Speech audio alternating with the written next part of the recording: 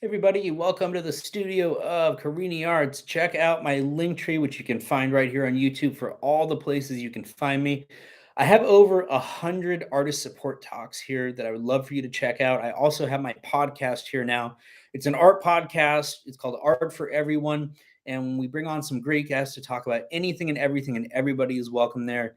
I also do a lot of these artist support talks live on Instagram, so you can join me there too. But check out the link tree for all those things. Today, I want to talk about how to find your artistic voice. And I want to say that there's not a right or wrong way to do that because we all have our own unique artistic journeys, and whatever works for you works for you. But I figured that I would come on and I would share some of the things that have worked for me to maybe lighten the load and the burden for you on your own journey. So, when I was getting started and I was coming up going through art school, one of the things that I did was I spent a lot of time studying art history. I studied all the contemporary artists that I could and historical artists. And we live in a time of technology. So you have all that information at your fingertips. Now, if anything, you're probably overstimulated with all the art out there. But it can be a good thing because you have all this source material.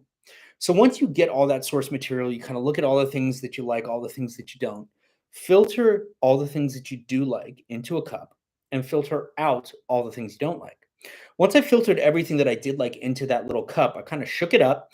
And then one of the things that I really like to do before I go to create is to have this degree of separation. So anytime I'm going to go into the studio and make something, I don't like to be looking at other art. So if I'm gonna be in the studio today, then before that, maybe for a few days, I don't look at other art. So I like to have this separation from other art because I don't want my work to be a replica or a duplicate or too derivative of somebody else's art. So even if I'm doing an homage to, say, Van Gogh and Starry Night, which is perfectly okay because I spent a lot of time copying the works of masters. And so earlier on in your career, you kind of do want to copy, you want to develop those technical skills. But at this stage of my career, say I'm doing a homage to Van Gogh and Starry Night, I want to have my own unique interpretation to that. So I want to have this separation. I don't want to be looking directly at Starry Night or be too close to Starry Night. So I'll leave this gap, this period of time, and that requires my mind to kind of fill in the blanks and to have my own subjective interpretation of those things based on memory. And that's where I can kind of pull in my own voice without directly copying somebody else's work. So when I have my interpretation of it, there's going to be enough variance and differentiations that it will be uniquely my own interpretation of that as opposed to just trying to emulate or copy somebody else's work at that stage. Now, the other thing that I would strongly suggest is to experiment, explore, and take chances.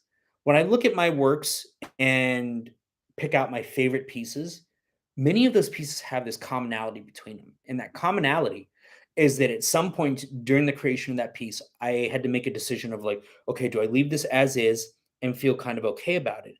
Or do I take a chance on this piece where I could potentially ruin it? And in the cases where I took the chance of potentially ruining it to try something new that I was unsure about, that made me feel like, oh, gave me that anxiety because I didn't know how it was going to turn out. A lot of times those turned out to be my coolest things. So I was able to find my coolest techniques, do my coolest works by getting into that uncomfortable zone, doing things where I thought I was going to potentially ruin a piece. And I had to remind myself that even if I fell short, I would not be ruining the piece. I would be learning. Now, I get it. Believe me, trust me. I've had plenty of fits in the studio where I'm like, fuck this. I ruined this. I'm so pissed off. I wasted all this time, all that materials for something to not work out. But you know what? That's the journey and the process to doing those cool things that are memorable and that will stand out. And you got to take those chances and do new things because if you just do everything the way other artists have done it, your work is going to kind of be in line or in that spectrum with the things that have already been done. But if you want to do things that haven't been done before, you're going to have to do things that haven't been done before. And so, how do you do that? Well, for me, it was a matter of, like I said, studying art history, studying the materials, learning how they are supposed to be used, but not being afraid to deviate from that and at times to go directly opposed to that. So, maybe there's certain techniques where I was told, oh, you do it this way and you don't do this. Well, sometimes I would very specifically do the thing I was told not to do just to get a different result. And sometimes that's all you need for a signature technique is a different result. So behind me, I have one of my paintings that kind of has my signature brushstroke. So a lot of people will look at pieces online and they will recognize my brushstroke and say, "Oh, Michael, that has to be your work." And so often they're right.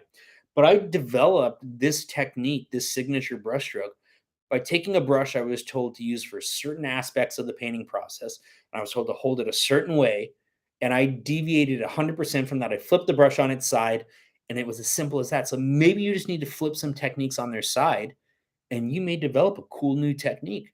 But if you want to develop a cool new technique, you're going to have to try some new things. You're going to have to break some rules. But as Picasso said, learn the rules like a pro so you can break them like an artist. Of course, I'm paraphrasing, but again, it's because I like to have that separation. I don't want to be living through another artist. I want to pay homage and take heed of the things that other artists have done, but ultimately I want to be my own artist.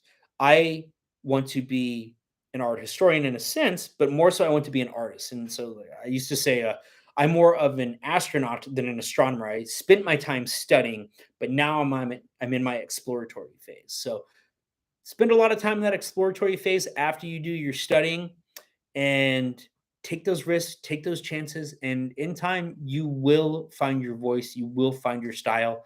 And lost is always just a step away from found. So if you haven't found it yet, keep exploring hard, keep trying new things. You will get there, you will find what works for you, you will find your voice, and it's a beautiful thing. So go out, get creative, try new things, and I'm curious to see what you do with it. So go check out all my other artist talks, over 100 more here on YouTube, many more on Instagram, and I would love for you to join me on my other platforms. Have a good day, stay safe, and be well.